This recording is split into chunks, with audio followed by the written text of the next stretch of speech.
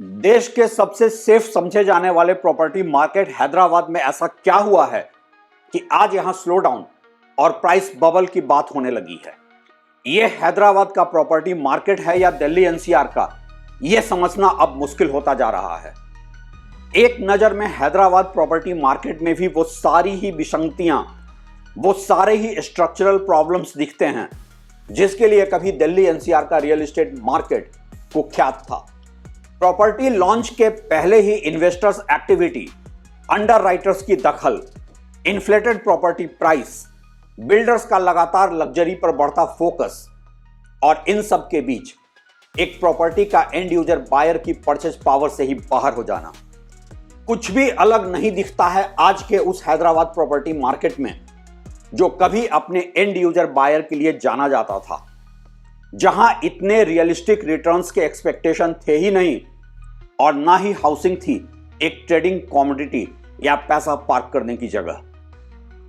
लेकिन अब बिल्डर्स में लगी है एक होड़ लग्जरी प्रॉपर्टी लॉन्च करने की और पिछले कुछ सालों में हैदराबाद प्रॉपर्टी मार्केट एक ऐसे ग्रिड ड्रिवन इकोनॉमी की रैट रेस में शामिल हो गया है जहां से स्लो डाउन ही एक रास्ता बचा था। आईटी सेक्टर के स्लो डाउन, एनआरआईज के मोहभंग और इन्वेस्टर्स के इन्वेंट्री लेकर आगे न बेच पाने की रियलिटी के बीच आज हैदराबाद के प्रॉपर्टी मार्केट में भी एक क्रैश की आहट साफ सुनाई देने लगी है।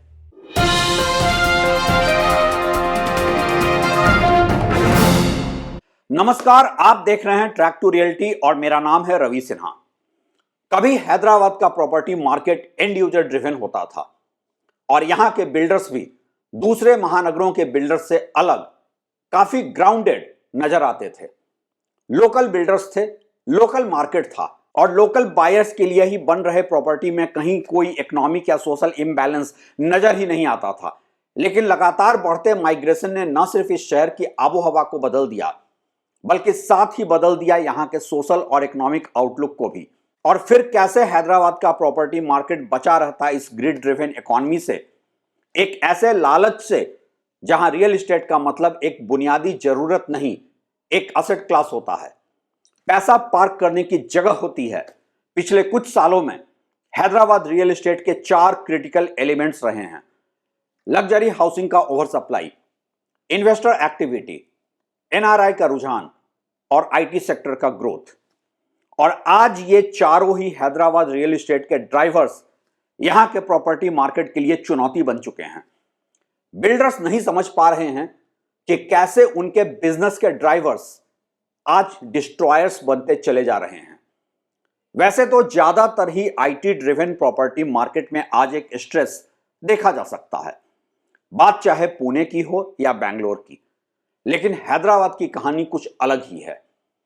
आज हैदराबाद 2020 के कोविड के बाद के सबसे बड़े क्राइसिस को झेल रहा है, जहां देश के टॉप टियर शहरों में सबसे ही ज्यादा स्ट्रेस है यहां के रियल एस्टेट मार्केट में। नए प्रोजेक्ट लॉन्चेज और घरों की बिक्री दोनों में लगभग 50% की गिरावट देखी जा रही है। जहां जनवरी से मार्च 2024 में घरों की बिक्री रही थी 20,835 यूनिट्स, वहीं जनवरी से मार्च 2025 के तिमाही में यह गिरकर रह गई 11,114, जो कि 47% की गिरावट है। बात अगर नए लॉन्चेज की करें तो इसी क्वार्टर में इस साल 10,275 यूनिट्स लॉन्च हुए, जो कि पिछले साल के मुकाबले 55% कम है जब 22,960 यूनिट्स लॉन्च हुए थे। यह कोई प्रॉपर्टी मार्केट का टेम्पररी पॉज नहीं ही दिखता है। और मैं ऐसा क्यों कह रहा हूं? वो इसलिए कि आज हैदराबाद प्रॉपर्टी लॉन्चेज में बेस लेवल का अपार्टमेंट प्राइस 1.5 करोड़ से 2 करोड़ के बीच का हो गया है। और इन आंकड़ों में जो एक और बात प्रॉब्लमेटिक है, हालांकि रियल एस्टेट के स्टेक होल्डर इसे ग्रोथ बोल देंगे, वो ये कि टोटल सेल्स वॉल्यूम हैदराबाद का बढ़ा है न कि घटा है। और ऐसा इसलिए कि प्रीमियम हाउसिंग में ट्रांजैक्शंस ज्यादा हुए हैं और एफोर्डेबल हाउसिंग का शेयर लगातार गिरा है। ये एक और इंडिकेटर है कि हैदराबाद प्रॉपर्टी मार्केट भी अब ब्लैक मनी पार्क करने का अड्डा बनता जाता रहा है, क्योंकि शहर में ओवरऑल इकोनॉमी में भी स्लो डाउन है और लोगों की परचेज पावर भी घटी है। आईटी का स्लो डाउन, जॉब लॉस और आईटी प्रोफेशनल्स द्वारा घर न खरीदे जाने की रियलिटी के बीच हैदराबाद प्रॉपर्टी मार्केट में ज्यादा पैसा आना एक अलग ही कहानी बयां कर रहा है। हालांकि यह कहा जा रहा है कि हैदराबाद प्रॉपर्टी मार्केट का स्लोडाउन प्रॉपर्टी में गिरते आरओआई और आईटी में जॉब लॉस की वजह से हो रहा है, लेकिन यह कुछ ज्यादा ही सिंपलिस्टिक जस्टिफिकेशन है। ऐसा इसलिए कि NRI buyers Hyderabad property market में काफी एक्टिव रहते थे और आज यूएस में इंडियंस की जॉब क्राइसिस को देखते हुए यहां एनआरआई इन्वेस्टमेंट बढ़ना चाहिए था, लेकिन हुआ बिल्कुल इसके उल्टा। हैदराबाद में आज प्रॉपर्टी की इन्वेंट्री अगले 20 महीनों के लिए है। जिस रफ्तार से सेल हो रही है उसको देखते हुए जाहिर सी बात है कि जब बिक्री में इतनी भारी गिरावट हो और इन्वेंट्री 20 महीने की तैयार खड़ी हो तो फिर इसका असर तो पड़ता ही है शहर के रीसेल मार्केट पर भी। आज हैदराबाद के सेकेंडरी प्रॉपर्टी मार्केट में इतना डिस्ट्रेस देखा जा रहा है कि 10 से 30% तक की प्राइस करेक्शन आम बात है अगर आपको किसी भी विपत्ति में अचानक घर बेचना पड़े तो। हालांकि यह पूरे शहर की कहानी अभी नहीं बनी है और कुछ ग्रोथ कॉरिडोर्स में प्राइस करेक्शन ज्यादा नहीं हुआ है, लेकिन हैदराबाद सिर्फ बंजारा हिल्स का पॉश एरिया नहीं है और ना ही है सिर्फ गाचीबौली का आईटी कॉरिडोर। यही दो एरियाज हैं जहां प्रॉपर्टी सर्च सबसे ज्यादा हो रही है हाल के दिनों में। जो लोग महानगरों में अनलिमिटेड एफएसआई की वकालत करते हैं बिना शहर की मूलभूत इंफ्रास्ट्रक्चर के चैलेंजेस को समझे बिना, उनके लिए हैदराबाद आज केस स्टडी है कि कैसे अनलिमिटेड एफएसआई को बिल्डर एक्सप्लॉइट करके पूरे शहर के रियल एस्टेट ग्रोथ और अर्बन प्लानिंग को बर्बाद कर सकते हैं। आज जहां कई अर्बन प्लानर्स सवाल उठा रहे हैं अनलिमिटेड एफएसआई के ऊपर, सरकार इसे अब रोल बैक भी नहीं ही कर सकती है। ऐसा करने से हैदराबाद का मार्केट अचानक से ही क्रैश हो सकता है। आखिर क्या वजह है हैदराबाद प्रॉपर्टी मार्केट में स्लोडाउन की? वजह तो कई हैं। कोविड के बाद के एक अनरियलिस्टिक और अनसस्टेनेबल ग्रोथ और उसके बाद मार्केट को तो प्राइस करेक्शन के फेज में आना ही था। जो शहर साल के 20 से 30 हजार हाउसिंग यूनिट ही एब्जॉर्ब कर सकता है, वहां कोविड के बाद 70 से 90 हजार नई यूनिट का सप्लाई, और वो भी सिर्फ इसलिए कि एफएसआई फ्री सिटी है। प्रॉपर्टी मार्केट के ना सिर्फ ओवर सप्लाई बल्कि डिमांड और सप्लाई के मिसमैच भी इसके लिए जिम्मेदार हैं। और फिर आईटी सेक्टर के स्लोडाउन ने इस प्रॉपर्टी मार्केट के स्लोडाउन को एक्सेलरेट कर दिया। कोविड के बाद के पेंटअप डिमांड ने बिल्डर्स को इतना रेकलेस कर दिया, वो मार्केट की ग्राउंड रियलिटी से इतना कट गए कि उन्होंने लग्जरी प्रॉपर्टी पर अपना फोकस शिफ्ट कर लिया। इन्वेस्टर्स और अंडरराइटर्स भी इस प्रॉपर्टी मार्केट रैली में दिल्ली एनसीआर की तरह से ऑपरेट करने लगे। रियल एस्टेट का रिटर्न लगातार कम होने लगा और इन सब के बीच हैदराबाद का रियल एस्टेट रियल रहा ही नहीं। यह मार्केट एक average end user property buyer का मार्केट नहीं रह गया हैदराबाद का प्रॉपर्टी मार्केट देश के बाकी स्पेकुलेटिव इन्वेस्टर्स के रियल एस्टेट मार्केट से अलग।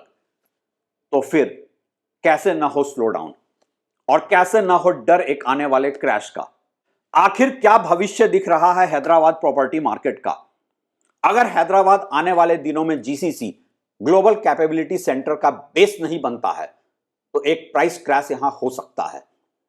और अमेरिकी राष्ट्रपति डोनाल्ड ट्रंप की नीतियों को देखते हुए अगर हायर एक्ट साइन होता है तो फिर इसका असर यहां के जीसीसी पर पड़ना तय है। आखिर हैदराबाद प्रॉपर्टी मार्केट का यह ग्रोथ ही ऑफिस स्पेस ड्रिवन ग्रोथ था। वही जिम्मेदार था माइग्रेंट पॉपुलेशन के लिए और घरों की बढ़ती बिक्री के लिए।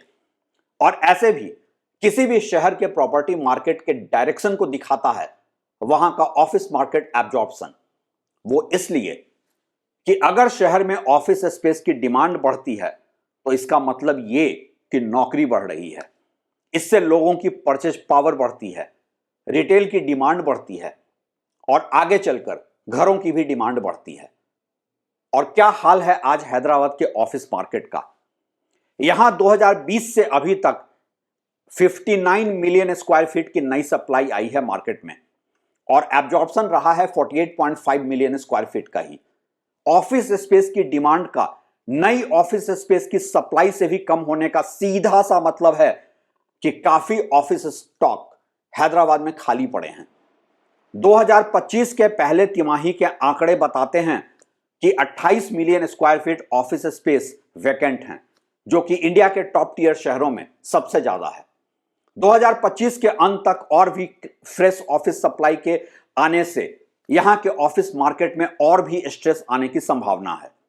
क्या हैदराबाद प्रॉपर्टी मार्केट का बुलबुला फूटेगा?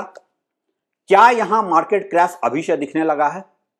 अभी यह कहना जल्दबाजी होगी, लेकिन इतना तो आज कोई भी कह सकता है कि हैदराबाद प्रॉपर्टी मार्केट न तो इन्वेस्टमेंट के लिहाज से सेफ रह गया है और ना ही देश के दूसरे इन्फ्लेटेड प्रॉपर्टी मार्केट से कोई अलग। आगे चलकर शायद ये लोकल लेवल के छोटे बिल्डर्स का मार्केट बिल्कुल भी ना ही रह जाए। एक प्राइस करेक्शन जो आज हैदराबाद के सेकेंडरी मार्केट में देखा जा रहा है, डिस्काउंट के नाम पर बिल्डर्स भी ब्रोशर प्राइस पॉइंट से कम में प्रॉपर्टी बेच रहे हैं। इन सब को देखते हुए इतना तो कहा ही जा सकता है कि हैदराबाद एवरेज सैलरीड क्लास का प्रॉपर्टी मार्केट अब नहीं रह गया है। आपके लिए तो कहीं बेहतर है 2% के रेंटल रिटर्न पर घर लेकर किराए पर रहना।